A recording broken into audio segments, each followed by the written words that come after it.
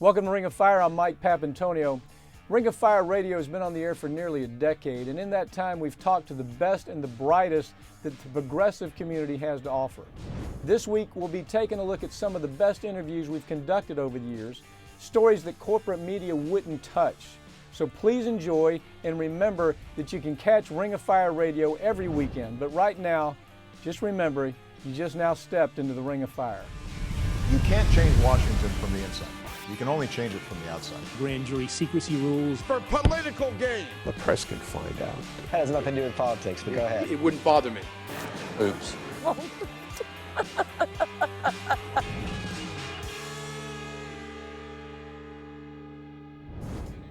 You know, Jim, conservatives have hated Franklin Delano Roosevelt personally and his New Deal. I'd like to say they just hated his New Deal.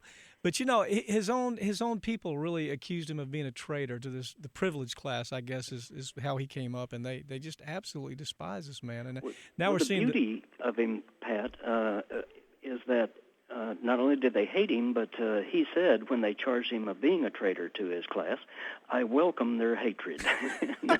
Now, that's a good spirit, isn't it? That is a good spirit. I hope Obama has the same spirit, because that's where it's all headed. You see, this rewrite of the FDR years, making it look bad, is so they can go after Obama, isn't it? Well, they're trying to claim it's a complete rewrite of history, that the New Deal was a failure, that it really didn't lift the American economy, when in fact, of course, it not only did it lift the economy, it lifted millions of families out of what would have been abject poverty and saved the middle class because they put those structures in, the framework for the middle class, everything from Social Security to wage and hour laws and that sort of thing, union organizing rights and all of that. So the New Deal, not only in terms of its the Work Projects Administration, the Conservation Corps, and that sort of thing, but actually the framework for the middle class that was put in by the New Deal, that definitely not only saved the economy, but it bolstered the economy, made us stronger as a nation than we otherwise would have been. You know, I like to say it saved capitalism, because had he failed, you had people that were living in shanty towns fighting for garbage just to be able to eat, to feed their family. They lost their homes, had no jobs. 25% of the population was out of work. And had he not prevailed, there was a very, very good possibility that capitalism would not have prevailed. You think? Well, indeed, and again, the history is there that capitalism was not a certain thing coming out of that period in our history, the 1920s and the 1930s, the immense depression, which of course was on farms before it got to the cities, but. You know what really, you know, because there were socialist governors, there were there was you know, prairie populists who were really socialists. They weren't capitalists. In Arkansas and places like that, you know, it was alive. It was a very fertile period for political thought, and indeed, I agree that Roosevelt coming in with this, and by the way, Pap, Roosevelt is not the one who did it. He was the one who opened the door to the White House, but he was actually a fairly conservative, conventional Democrat, and it was the fact that there were farm auctions taking place, those penny auctions where farmers would circle around the auctioneer at the courthouse that was trying to sell off somebody's farm, and they would not allow anybody to bid, and so the farmer got to keep the land. Of course, the labor union efforts from Flint, Michigan, into Ohio and all across the country, those big fights that were taking place. The fact that people like Maury Maverick, who was mayor of San Antonio and had a bolder program than Roosevelt did. People like Huey Long in Louisiana, the populist firebrands that were campaigning around the country, much more progressive than Roosevelt. People like some of our great labor leaders who were able to get into the White House, who had an economic and social program, ideas that would work. And then, of course, Eleanor Roosevelt being in the White House. That's where the New Deal came from. Well, I got to tell you, Jim, I know you appear on the Talking Head programs like I do, and the last ones I've been on, I'm usually opposite some Wall Street, insiders that that really want to rewrite. I think of, you talk about it in something you just wrote about Monica Crowley, who, blathers on about how there's all kinds of studies to show that the New Deal failed, and typically you'll hear them parroting. If they're from Wall Street, they hate to talk about the success of the New Deal. So rather than talking about it, they change the history, don't they? Yes, they do. And in fact, the only real failure of the New Deal was that Roosevelt was not bold enough and not tenacious enough, because he finally got convinced by the Wall Street interests in 1936 when he had gotten reelected, a huge reelection victory, largely based on the popularity of the New Deal. But he then turned away from those programs, cutting back on federal spending. And the result was that the economy then in 37 began to go into recession again, and double-digit unemployment. And the Democrats lost, they didn't lose the Congress, but they lost seats in 1938. So it was not Roosevelt's boldness that was the problem. It was that he didn't stay bold enough. Well, I mean, Obama's going to face the same thing. You've got all of these, the modern robber barons who, fortunately, are going broke in huge numbers. And as they go broke, unfortunately, they're taking mom and pop with them and everything mom and pop worked for their golden years. But they are going under. It's not just the Madoff crowd. I mean, they're not. They haven't started jumping out of buildings on Wall Street, but you can see people with signs saying "Jump, you freak," because the American public at this point understands squarely that this whole era of deregulation and to reverse everything that the New Deal was about didn't work. I mean, I think they have an understanding of that finally. But still, Obama's going to be under attack by the modern Randolph Hearst newspaper types, the H.L. Menckens, who, insisted that FDR was a communist or a socialist. And one of the headlines that you have in something you just wrote is "Moscow backs Roosevelt." That was the headline in a Randolph Hearst newspaper. So Obama's going to live the same thing, isn't he? Well, they're already going after him on that. Of course, the Republicans in the Congress, but and today it's not William Randolph Hearst; it's the Rupert Murdochs that are going to have the same basic line that Obama has to scale back his redevelopment plan for America. That's too much money. These are the same people that have just thrown approximately $3 trillion at the Wall Street banks. $3 trillion of our tax dollars at risk behind the failure, the management failure of those guys. And yet here we are giving them more money. So it's a matter of where you want to put your money, and that's where I think your listeners, Pap, and the folks that I talk to all the time, where we've got to be stronger now in our demands of the White House and of Washington than ever before. Because to give him confidence that that's what we want. I mean, we need a bigger program exactly. than what he's even talking about. And people like Paul Krugman have been writing about that for a long time, that this has to be a truly bold program, not even the $850 billion that they're talking about in Washington, because these are investments in real projects. You're going to get products out of it, not throwing money at bankers. Krugman says we have to spend $600 billion a year just to restart the economy, just to put back investment that's going to restart the economy. So that does put in perspective your point just now that we think $850 billion is going to do it. It's not. And it pays back. That's the thing. These are things like the GI Bill was, or the things like Eisenhower's highway program, where they return money to the Treasury over a fairly short period of time, actually. So it's an investment that makes sense, putting Americans to work, doing the work that needs to be done.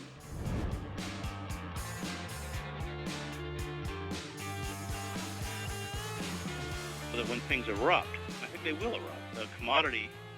A huge rise in commodity prices is a major factor in what triggered the uprisings in the Middle East. You now have 40 million Americans who live in poverty, spending about 35% of their income on food. That's going to rise. Fuel prices are approaching $4 a gallon, and we're slashing very anemic assistance programs both on the state and federal level. So we're headed in that direction. I mean, the corporate state, these corporations are completely tone deaf to human suffering. But as I read, and I think I've read most everything you've written, I see the underlying concern is the same as mine and probably a lot of people who pay attention to this, and that uprising is really more driven, though, by kind of a nutty right than it is liberals who simply are still walking around in Birkenstocks and think we're going to change this by, I guess, joining hands and singing Kumbaya. Because the liberal class is largely, in economic terms, still remains far more comfortable than our dispossessed working class. And self-identified liberals have walked out a long time ago on core liberal values, starting with Clinton, the passage of NAFTA, the destruction of welfare, something Obama has only furthered. So self-identified liberals. I mean, Thomas Friedman identifies himself as a liberal. And so the hypocrisy of the liberal class that speaks in this kind of feel your pain language is not law. I mean, I come out of the working class. I mean, all my relatives didn't go to college, but that doesn't mean they're stupid. And they can figure this out. And I think that the longer we tether ourselves to these liberal institutions and these faux liberals like Obama, the more we empower very, very frightening, essentially proto-fascist movements that seek not only the destruction of our democracy, but a complete abandonment of those core liberal values that make a civic society possible. It's a mystery, Chris. It's a mystery why there's almost this sense. I know something you wrote not long ago. I think it's in your book, The Word as It Is, also, where you have a section you talk about this ridiculous pity that we have for Obama and the Democratic Party, and you conclude, well, look, really, when you drill down to this, it's their fault. They deserve what they've got. They've sold citizens out for cash and power. They've lied. They've manipulated, they've deceived the public, they've abandoned universal health care, they've turned their back on two wars, emerging third war. And so it's hard for most people really paying attention to have pity, but I think the run-of-the-mill Democrat out there just thinks Obama still is one of them. Well, he has a good public relations campaign, and he's raising $1 billion to make sure he has another one when he runs for re-election. I mean, it's sort of like, writing a letter to Uncle Joe, Stalin. I think anybody who doesn't understand at this point that Barack Obama serves corporate interests as assiduously as George W. Bush, it's a form of magical thinking. And it's comforting to believe that, but it's just not true. And look, everybody should have shut off their TV in 2008 and read through, as I did, Obama's voting record, 2-year voting record in the Senate, because it was one corporate giveaway after another. Did you always have a suspicion, and as I listened to you over the last couple of years, it's almost like you did have this well-founded and obviously correct suspicion that Obama was just more the same? Obama was a brand. He functioned as a brand in the same way that people of color and HIV-positive models were used by Benetton and Calvin Klein to give their products a sense of risque style and progressive politics. And that's why, after he won election, Advertising Age gave Obama their top annual award, which was Marketer of the Year. He beat Nike, he beat Apple, he beat Zappos. Look, the professionals knew exactly what he'd done. I didn't vote for Obama. I voted for Nader. I wrote, actually, most of his major policy speeches. So it was more than a suspicion. I smelled a rat from the beginning. So if we look at the failures of liberals, I mean, it's not. Of course, it began long before Obama. As you pointed out, it was the Democrats who gutted welfare. I mean, right. It was Clinton and Obama who, have carried out this notion of globalization, this endless war that we're involved with, and really ignored the plight of poor people. So it didn't begin with Obama. But as I read what you're saying that that at some point, working people, working men and women, people that come from our manufacturing sector that's been dismantled, people that come from our labor unions, and they're going to see that social services are destroyed. They're going to see that things are just this absolute Disney world of fantasy called the democratic liberal notion is exactly that. And you think when that happens is when we have something beyond mere rebellion, that maybe we do have serious civil disobedience? Yeah, well, my fear is that the backlash will be a right-wing backlash, that it will be captivated by these forces that know how to play this hatred and this anger like a violin. I think we're already seeing it. I mean, people like Glenn Beck, they, are not very bright, but they certainly know how to channel those kinds of emotions in very destructive ways, directing them towards undocumented workers, Muslims, homosexuals, liberals. It's an old story. I watched it in Yugoslavia. When the liberal class breaks down, when there are no mechanisms left by which reform is possible, you vomit up some very frightening figures. It's how we got Radovan Karadzic and Slobodan Milosevic. It's how Weimar vomited up the Nazi Party. It's how the breakdown of Tsarist Russia opened the door for Lenin and the Bolsheviks. Anybody who reads human history sees it, and we're not immune to that. And I think, it's that old Yeats line, the best lack all conviction and the worst are full of passionate intensity. I think that that is a great line. Most of American society is not extremist, but it needs a functioning liberal class by which you can redress the serious injustices and grievances that have been visited on tens of millions of Americans and are only getting worse. And if that doesn't work, if that closes, look, Dostoevsky wrote about this in Demons, Notes from Underground. That's what those books were about. You enter, in Dostoevsky's words, an age of moral nihilism. So either we walk out on these hollowed out, rotten institutions, and I'm talking about the pillars of the liberal establishment, the failure of labor, the press, the corporatized press, the liberal religious institutions that have retreated into how is it with me spirituality, electoral politics, culture. None of it expresses this pain, and I think that the civil disobedience is sort of the last thin line of defense, because if we fail, then this anger is going to be channeled, expressed, and mobilized by people who kneel before the gun culture, talk in the language of violence and bigotry and exclusion and anger, and we'll be in big trouble. Well, what you observe is that in your mind there are no longer any major institutions in American society that can change any of that. There are none that can be considered democratic, whether you're talking about the press, educational system, the financial sector, labor unions, across the board. There's none of those institutions that we used to say, well, to some degree, they do provide some check and balance. You're saying none of them can be considered democratic, and none of them can be given any credence as having the intent to change things. Did I get that right?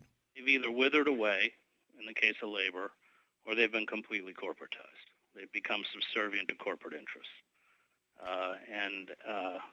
And I would say that's true, yeah. Isn't the media probably the best teacher for that? I mean, this notion that we have, you have an American media that they treat Wall Street criminals like they're part of the solution. There is no real journalism anymore. I've seen that just in the last 15 years get worse and worse. Doesn't seem to be any way to turn that around, does there?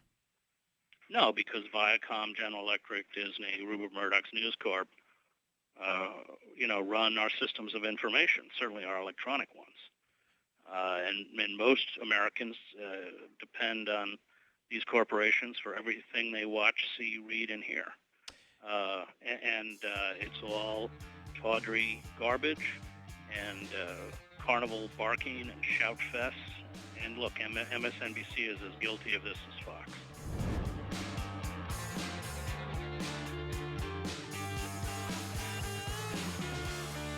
Markos, taking on the system. That's what you've been doing for years now. You have the formula, don't you? I mean, if I look at what you've been able to accomplish over the last few years, it's extraordinary. What is the formula? The formula really is, it comes down to realizing that we now have the tools at our disposal to really take charge of the world around us, whether it's politics or music, culture. It's realizing that we no longer have to be beholden to what people spoon feed us, the what I call the gatekeepers, and that we can take charge of our own destiny. And technology allows that, and actually changes in our culture where the amateur is no longer seen as something bad, but amateur, people's ability to engage and take part in things that they're interested in can happen as long as you're good at what you're doing. Markos, I was reading your stuff before you became the blog father. I really was. I looked at the early stuff, and I always recognized that the core of your success really has been your willingness to reject the idea that you can't compete with traditional gatekeeper media. And I mean, that's how you've built that's how you've built this entire industry of, I suppose, political blog. I think it goes even beyond that. It's not just that I can compete with them. It's that they failed in providing a product that is worthy of what they think they're providing, right? They think they're giving us this great conventional wisdom and this information, and that if we just listen to them, the so-called experts, that we'd all be better off. And time again, the political class, I mean, the Democrats back in the 90s and early part of this decade were terrible, right? I mean, they gave us same warmed over Republican light, and we kept losing elections because given a choice between the fake Republicans and the real Republicans, people would choose the real Republicans every single time. Yeah. Well, one thing that you talk about in your book, among the many interesting topics, I think one topic that is so dear to my heart is that this Democratic strategy of developing coalitions of interest groups has, if you look back historically, it's been a failure. You compare that to what the conservatives have been able to do. They're a smaller group of people, but they're not always fighting this needless infighting of coalitions. And do you think maybe the blogosphere helps overcome that? Yeah, absolutely. I mean, there is a sort of perception, I think, in Democratic Party politics that if you took the women, right, they're 55% of the voting public, and then you took African Americans who were 10%, and you took Latinos who were 8%, and you took labor, which was 30%, and you added all these different groups up. Suddenly you have 177% of the vote, and you're going to win these massive victories. And this was exactly the Walter Mondale approach to his presidential campaign, and he got blown out by Ronald Reagan, who was building a more sort of a coherent, ideological, holistic movement. Right. And one of the things that we in the blogosphere did fairly early on is we got away from, okay, now we're going to do the environmental post, and now we're going to do the labor post, right? Instead, we talked about how, just like Republicans, we're all in this together. We may have different pet causes and different pet issues and different priorities, but none of us are going to get what we want if we are out of power in the minority. So it was sort of getting beyond that, and let's look at this as how we can all work together to elect good Democrats, who then, in turn, will end up being better for our pet causes. We've seen the conservatives do that. I mean, you don't get this sense among, as you point out in your book, among the anti-tax groups, the gun groups, the family values groups, that they're working for a different purpose. All of that effort coalesces, and you compare that with progressives, and it has been it's been an uphill battle. I'm optimistic that the blogosphere does change all of that, as well as you are. Apparently, I think that I think we have to try something new, and I think it's working now, don't you? Yeah, well, if it was just the bloggers, I'd be worried. But we're finally seeing this sort of bleed into the party establishment, sort of the very core of the party. You're seeing this with Barack Obama, of course, who ran a campaign that was predicated on movement building compared to what we saw from Hillary Clinton, which was your usual. Well, Obama can't get the Jewish vote, and Obama can't get the Latino vote, and Obama can't get the working class white vote. I mean, she was still thinking this old school. We're going to put all these groups together, and we're going to have sort of liaisons to those communities to sort of deliver that vote. But that hasn't worked in God knows how long. And Obama, on the other hand, was basically like, I got a vision. This is a movement that we're building. We're all in this together, and let's work together towards a greater goal. And of course, it's far more inspiring for one thing, right? And it's a lot less divisive, I think, internally, where you split your groups into your gay desk and your Latino desk and so on. So it was obviously huge help to Barack Obama, and I think that sort of sent the message to the establishment. I'm hoping that this is sort of the way to move forward and not to go back to these old and ineffective ways of dividing ourselves internally. You know, one thing I've noticed that you've overcome over the years is that the Democrats have been really guilty of this. I call it the NMI syndrome, and it's not my idea, therefore it's not important. We saw it with Air America, as the Democracy Alliance had no idea what we were up to with Air America and some of the other Democratic organizations that we went to in the early days, and we said, look, we have to take control somewhat of the radio media.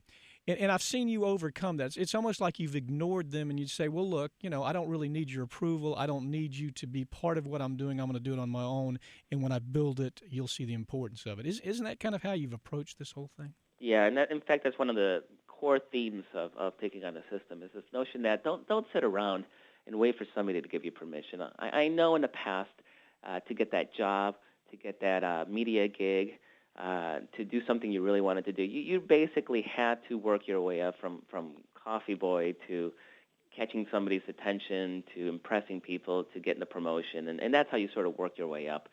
Those days, that's not completely 100% obsolete, but in general, if you really are passionate about something and believe in something, don't sit around and hope that somebody else gives you permission to take on the mission. Just go ahead and do it. And technology really has democratized media, has democratized activism, it has democratized culture. You don't have to work within an infrastructure. Right. That's very clear from the very day that you said, look, I'm going to start this site for the reason that I don't believe, I think democracy is ill-served by the gatekeepers on this issue of war. Therefore, I'm going to start this. Now, nobody said, Markos, you must have our permission or you must have our help. You simply did it. You built it. You said, I can do this without the approval, without the infrastructure, without the tradition of the democratic progressive movement. You did that. And your advice in taking on the system is we can all individually do that, isn't it? Yeah, absolutely. It was more than just not getting permission. They were laughing at us. Mm-hmm. They thought we were the biggest joke, and even today, the whole notion of the pajama-clad bloggers, it's still very much in vogue with certain circles. This notion that we're not as serious or we're not as credible or we're not as relevant as the big boys. We're sitting at the kids' table. Yeah. And from the beginning, bad news for them. You just kicked their butt in an election. Okay. And from the beginning, I used to tell people, who cares what they say? They are irrelevant to the question, because the key here, and I think this is sort of at the end of the day, what happens is if you can build a popular movement, if you can get people to rally around what you're doing, nobody in the establishment can do anything about that.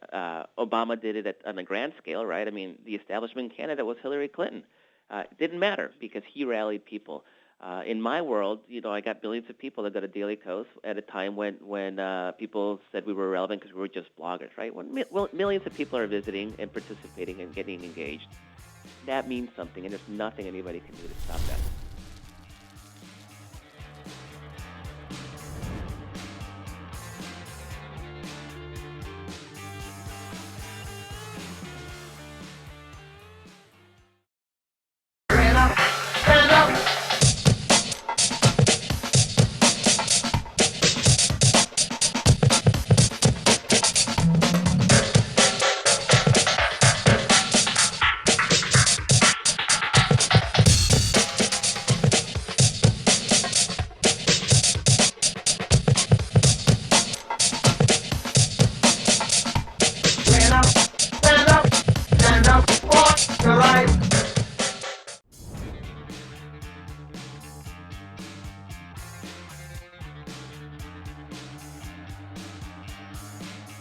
Paul, you got a handful of Republican governors that are considering turning down some of the money the federal stimulus package offers them. It's nothing but grandstand political play.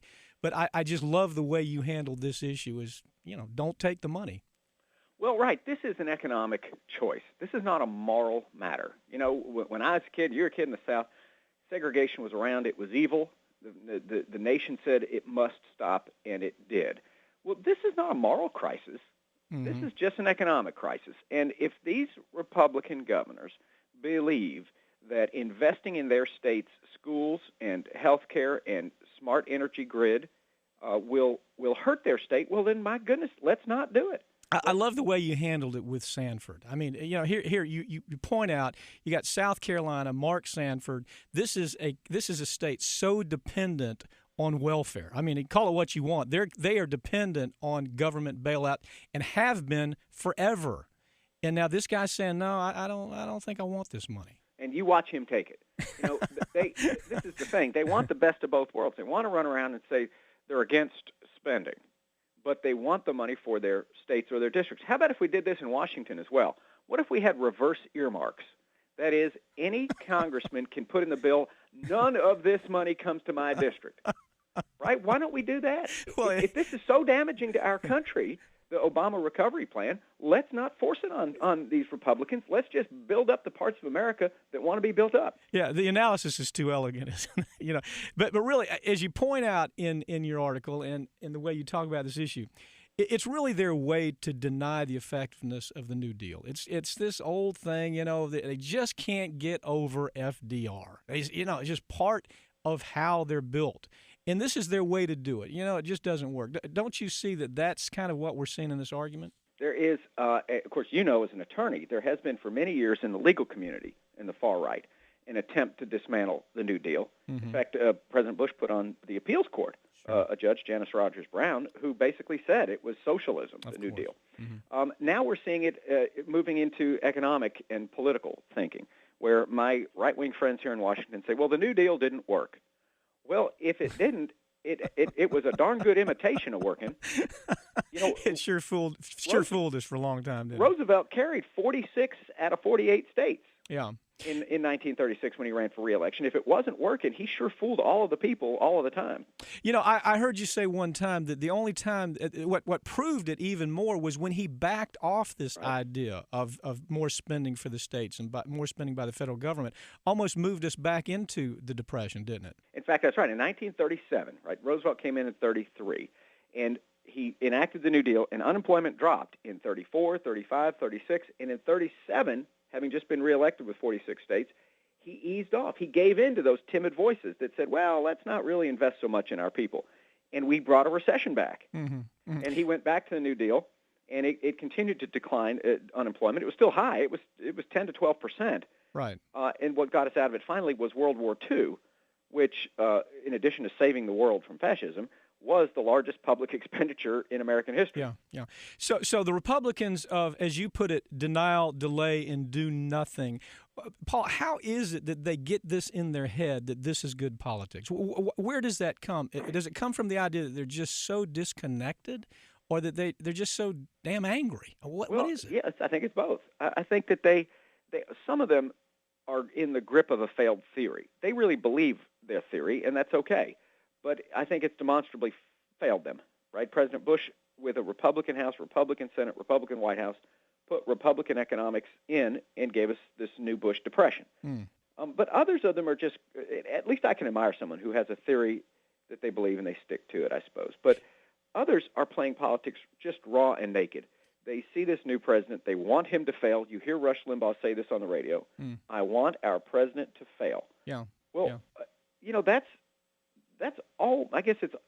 I wouldn't say it's un-American, but it's pretty darn unpatriotic. Well, I think to me, and I know you've been around this for so long, but much longer than I have. But in the years that I've been doing this talk radio and talk television thing, I've never seen them angrier. I've never seen.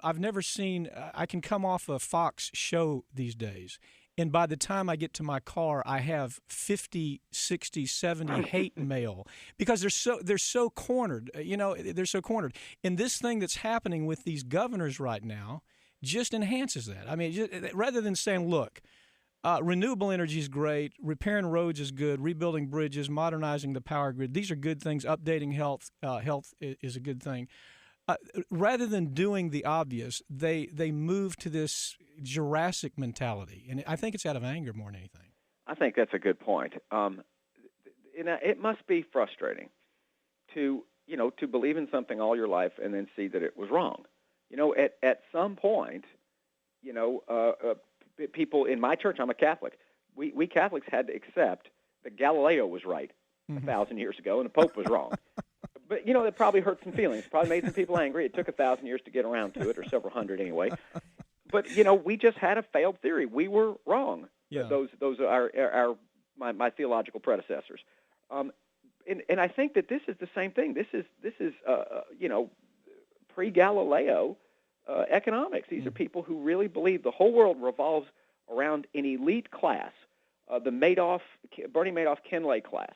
Mm-hmm. This is what they told us. If we target economic policy to a few elite investors, Mr. Madoff, Mr. Lay, and others, then all the rest of us will be okay because they're so wise. They will make the right decisions for us. And Obama, Clinton, they have Democrats, we have a different philosophy, which is I trust people more. And ordinary people, if we target our economic policy to what Bill Clinton used to call walking around folks, well, then the whole country will do better. And guess what?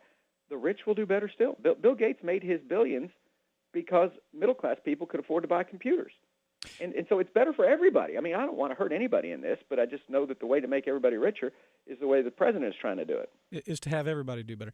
One thing that's really troubling about this grandstand play by, these governors like Jindal and Perry and Haley Barbour and, of course, all the usual suspects, is they know that what's in place in this bill is that even if a governor objects, the lawmakers of that state can override. They can accept the money anyway. So it's almost like they're out there. They're spewing this right-wing crazy dogma that they still haven't gotten what happened to them the last two elections. So they're still talking those talking points.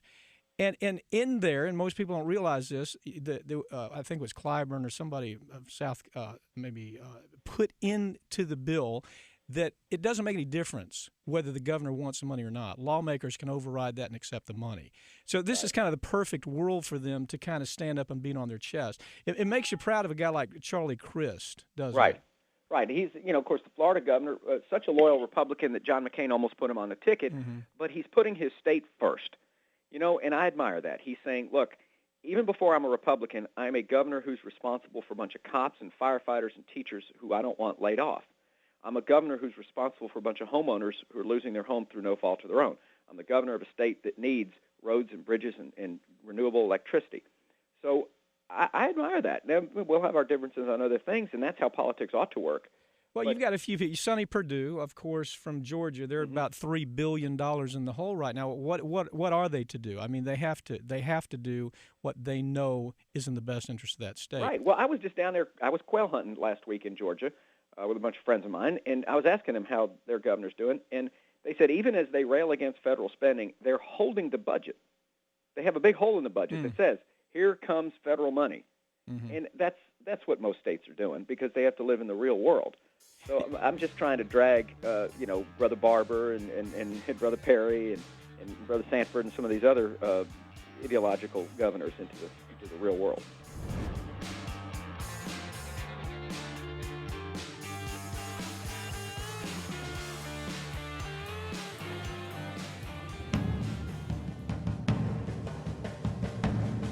What do you know of hunger?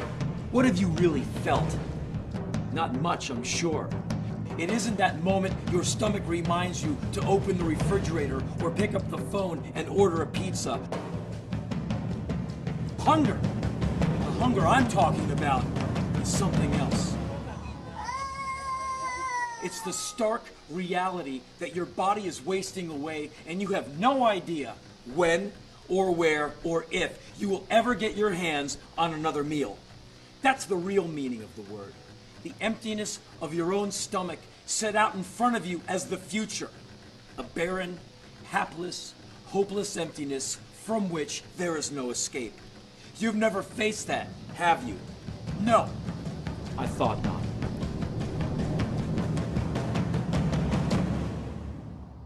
H for Hunger. Great documentary on global hunger. Tell me what your takeaway is on it. Well, I learned a lot. Like I said, the travel I do informs a lot of what I say and how I vote. World hunger is a problem everyone knows about. What they don't know about is how a lot of it is created by food distribution systems, by major corporations, people like Nestle. They can deny food. People like Monsanto can change your fields from things that make crops every year to plants that kill themselves off after a generation. So all over the world, I travel to places where I go through villages where no one's getting a full meal, and none of those kids are going to live to be my age.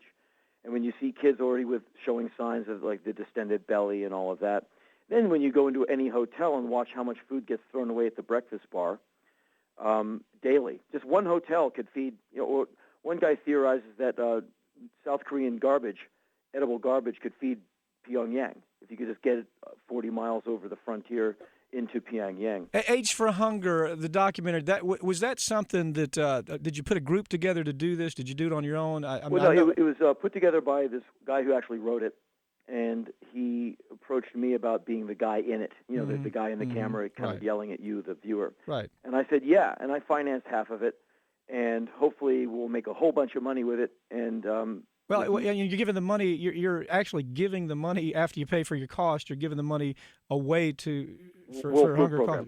Yeah, because I believe in them. I think they deliver more food to the dollar than any other organization.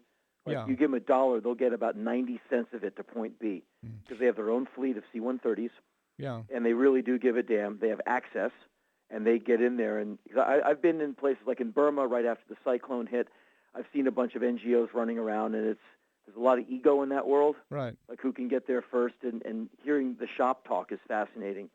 The World Food Program to me is, I feel safe when I give them money. I think they, I'm not saying anyone is really bad. I'm just saying these guys I think are the real deal. Right. Hopefully we'll give them money. Yeah, it's 90 minute. I think the thing that is the attention getter is the deliberate, very deliberate, violent images. I mean that you talk. There's no way to talk nicely and about world hunger. It's an ugly thing when you see a 3-year-old starving to death. Yep. You start right in front of you. Yeah, you understand how hunger does that, don't you? I mean, you understand how the physiology of how starvation kills a person. We describe it in one part of the documentary where the body starts to shut down and the body prioritizes. Okay, we'll shut down the hearing, then we'll shut down the sight, just to keep the body switched on. And eventually, there's no more energy left, and the body's capitalized on all of its lean tissue, and the lights go out. Yeah. And it must be an awful way to go, because you've missed a meal, and it's distracting. Imagine days of that. I mean, it must be just a waking nightmare. And, it happens all the time, and you have lots of good-spirited people mentioning this. And if everyone could take their leftovers from dinner, put it in an envelope, and address it at Hungry Person Africa, everyone would. But it's difficult to change the way food distribution systems go. Paul Roberts' book, The End of Food, pretty interesting read. It's a bummer. Yeah, you pretty learn depressing a stuff. lot. Yeah. The thing, Henry, I think that strikes everybody about everything you do, stage-wise, speech-wise, writing-wise, is you're not acting. It's real. It's sincere. You feel the anger. And I think the difference, I talk about you from time to time on this show, and I try to compare you to other people that are out there who are activists. And one thing that's very different is your anger is real. Your anger is earned, isn't it? I mean, it's not. It takes that anger to do what you do, I think. Yeah, talk about that a little bit, because I understand that anger. Well, I know you do. That's why I listen to you. You're one of my fuels that keeps me going. Thanks. Yeah. I try and make it emotional and personal, and that's why I travel to these places so I can smell it. I can walk through it. Weeks ago I was in Bangladesh, watching children dive into piles of garbage with clouds of flies exploding from it. This in the hot Bangladeshi sun. Kids are eating rotting food like it's free sushi and tiramisu. I mean, it was extraordinary to watch people put rotting food in their mouths, and that's just lunch. And I couldn't do it. I couldn't hack it. I went back to my hotel room. I have a nice hotel room across the road. But I'm watching the way it goes down in other countries. I can't walk away from that and not be moved. And when you find out that this happens all over the world, continent after continent, country after country, I can't let it go. And I'm not trying to save the world or anything, but I can't be silent in the face of this. Right. And so that's why I go to these places and I can actualize it. Well, one thing is, I mean, I look at your background. I mean, you come from minimum wage working world. I mean, you park cars, you serve food. You've been really this amazing ride with connecting to real people. And I think the thing I see is when you do connect and you see that those people are mistreated, you see something's wrong, your reaction is very genuine, very real, and it's very moving. I got to tell you. Look, you took this piece about in America we have a lot of kids. We have too many kids. Are we building a Christian army? Talk about that a little bit. I was captivated by. There's a certain ex-governor I like to use as an example. Why you need 4 or 5 kids. 5 kids. I asked the rhetorical question to an audience. Does she have a rice paddy in her backyard? Does she squeeze these kids when they're young to make baby oil and sell it to Johnson & Johnson? I mean, 5 kids. That to me is way more than, oh, whoops, we're pregnant again. There's an ulterior motive, and it's Operation Cover the Planet with White People. And maybe since in some worldviews, some of these people, their world is flat, they can breed other Homo sapiens off the edge, and then we'll have a white world a few centuries from now, and everything will be okay because white people obviously don't do bad things. They don't try and sneak in from Mexico, and if you do it right, Mexico will eventually be white. And so we got to breed. I remember one white power guy, he said, make war by making love. It was some Klansman type who said, basically, we're going to just breed everyone else away. Yeah. And when I see some of these people with these ridiculous families, all these extra humans, and I have no problem with children. They don't have to be born. But, wow, you have no money, your credit card is in flames, and out comes another one. And you will not educate them. You will homeschool some of them, so you can't even pay attention to them. 5,000 years old, and then I have to put up with them in traffic, and then they tell me that I'm a fascist and a socialist, and I need to leave America. I might need to leave just so I can find some food, because the families they're eating it all.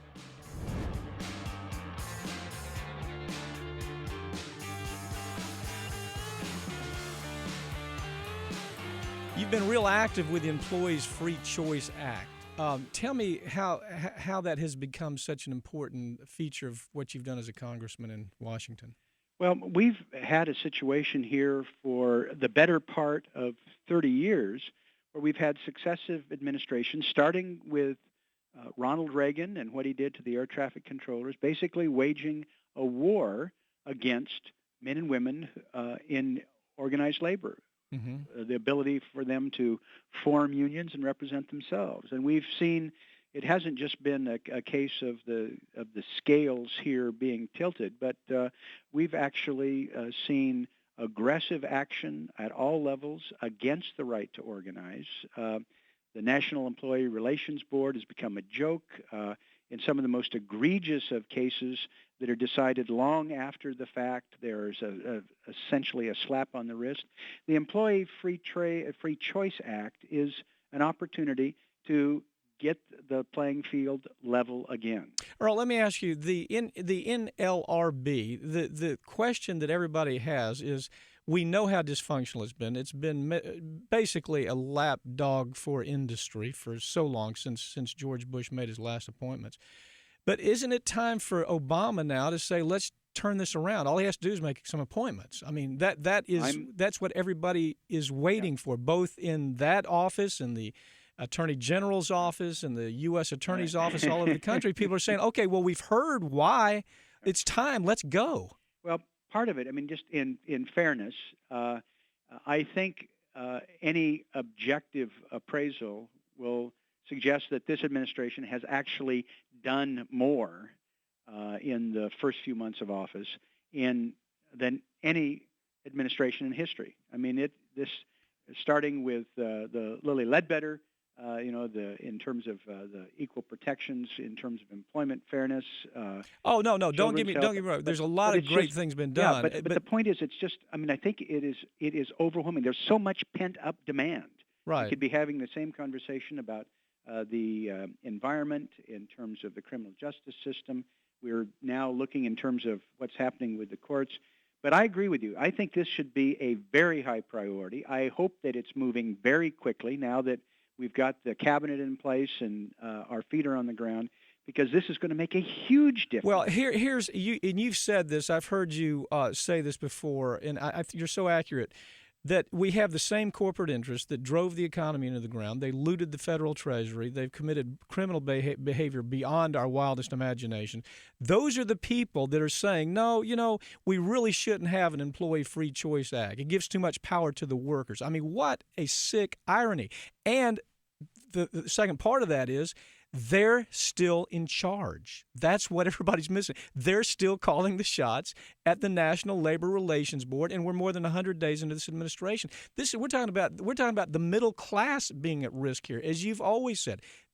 Take away labor, and you have no middle class in this country. It is a priority. It's a priority, and somebody needs to pay attention to it. It is a priority. I'm confident they will, but we will continue putting our voice behind it. Trying to make sure that this is, in fact, accelerated. One of the things that's so important to do, and you have been a part of this effort, is to try and shine a light on what has actually happened. The notion that somehow permitting organization through the card check option is somehow anti-democratic is bizarre. Think about how many of these elections are being conducted now. They would never be tolerated in a free society in terms of people being harassed, being fired for exercising their rights to organize, having people being drug in, browbeaten, spied upon. I mean, there is as you know, there is a small industry in the virulently anti-labor sector. No. When you say small industry, that is literal. They have people trained to do nothing but go into a place, do these businesses, and intimidate, indoctrinate, threaten, retaliate, and that's what the NLRB is supposed to be overseeing. That when this takes place, the NLRB should be saying, look, no more. There's going to be penalties. The corporation's going to have to pay money for what they've done here. And that's the only thing corporate America understands is when you say, we're going to take money away from you. We can't throw you in jail, but we can take money away from you. And that's what the NLRB needs to be doing right now. But unfortunately, we still have the Bush people in charge. I like the momentum that's being built, not just in terms of these labor protections, but maybe we're going to have an Occupational Safety Health Administration, OSHA, that actually looks out after workers. Unheard of last 8 years. I'm pleased that my former colleague Hilda Solis is Secretary of Labor. Hilda, has been an outspoken champion for working men and women and their families since her days in the California legislature, and I think we're going to be seeing a difference. What is fascinating now is part of the climate that's changing here in Washington, D.C., is that organized labor is being given a seat at the table, and everything from health care to our discussion of what we're going to do with stopping carbon pollution and the threats to the environment. Congressman, here's the issue that I think people miss about labor.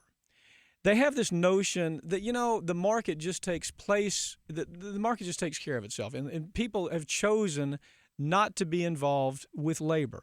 Well, nothing's further from the truth. This didn't just happen. If you look in the South, for example, this is where they started building their biggest fight. Go down to the South, scare the hell out of everybody. Tell them if they want to be a union worker, then they're not going to have a job. Talk about how unionism is nothing short of communism, socialism. All of these code words, these code thoughts that they've been so creative in doing. That's being done by professionals. These are people that are trained to go all over the country. They have huge organizations that do this. So it didn't just happen.